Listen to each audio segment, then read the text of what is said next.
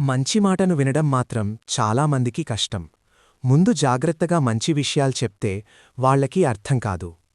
మనలో చాలామంది ఇలా అంటుంటారు, అయ్యో నేను మోసపోయాను, అయ్యో అప్పుడే ఆ మాట విన్నా బాగుండేది అని.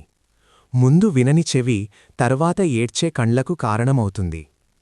మన జీవితంలో కొందరుంటారు, మన కోసం నిజం చెప్తారు, ముందు జాగ్రత్త తెలియజేస్తారు, మనకు మేలు కావాలని హెచ్చరిస్తారు. కాని మనమేమంటాం? నాకు తెలుసు, నాకు చెప్పాల్సిన అవసరం లేదు. ఇదే మనిషి యొక్క అహంకారం. కాని కాలం ఒకరోజు మనకు అద్దం చూపిస్తుంది. అప్పుడు మనం ఒంటరిగా కూర్చొని అనుకుంటాం, అయ్యో అప్పుడే వినాల్సింది. మంచి మాటను చిన్నదిగా చూసినవాడు తర్వాత పెద్ద నష్టాన్ని ఎదుర్కొంటాడు. మన పెద్దలెందుకు సలహాలిస్తారు? మనకు అడ్డం పడటానికి కాదు, మనకు రక్షణగా ఉండటానికి. కాని మనం ఒక చిన్న తప్పు చేస్తాం. సలహా ఇచ్చిన వారిని శత్రువులా చూస్తాం, మోసం చేసిన వారిని స్నేహితులా నమ్ముతాం. ఇదే జీవితంలో మనం చేసే పెద్ద తప్పు.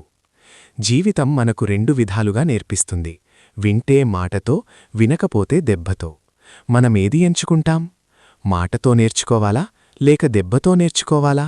అది మన నిర్ణయం. ప్రమాదం జరిగాక గుర్తొచ్చే జ్ఞానం జీవితానికి ఆలస్యంగా వచ్చే పాఠం. అందుకే మనం జాగ్రత్తగా ఉండాలి. మనల్ని ప్రేమించేవారు నిజం చెప్తారు, మనల్ని ఉపయోగించుకునేవారు తీపి మాటలు చెప్తారు. కాబట్టి మనం ఒక విషయం గుర్తుంచుకోవాలి, తీపి మాటల కన్నా నిజం చెప్పేవారిని గౌరవించాలి. మన జీవితంలో ప్రతి ఒక్కరిని మార్చలేం. ఎందుకంటే సలహా ఇవ్వడం మన చేతిలో ఉంటుంది, వినడం మాత్రం వారి చేతిలో ఉంటుంది. కాబట్టి ఎవరైనా వినకపోతే బాధపడకండి, మీ పని మీరు చేశారు. ఒక విత్తనం నేలలో వేస్తే అది వెంటనే మొలకెత్తదు, కాని సమయం వచ్చినప్పుడు తప్పకుండా మొలకెత్తుతుంది. అదేవిధంగా మంచి మాట వెంటనే అర్థం కాకపోవచ్చు, కాని ఒకరోజు అది మనసులో మొలకెత్తుతుంది.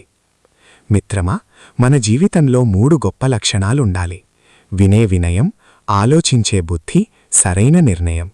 ఈ 3 ఉంటే మన జీవితంలో చాలా సమస్యలు ముందే ఆగిపోతాయి. మోసపోలిన తర్వాత ఏడవడం కంటే ముందే జాగ్రత్త పడడం గొప్ప తెలివి.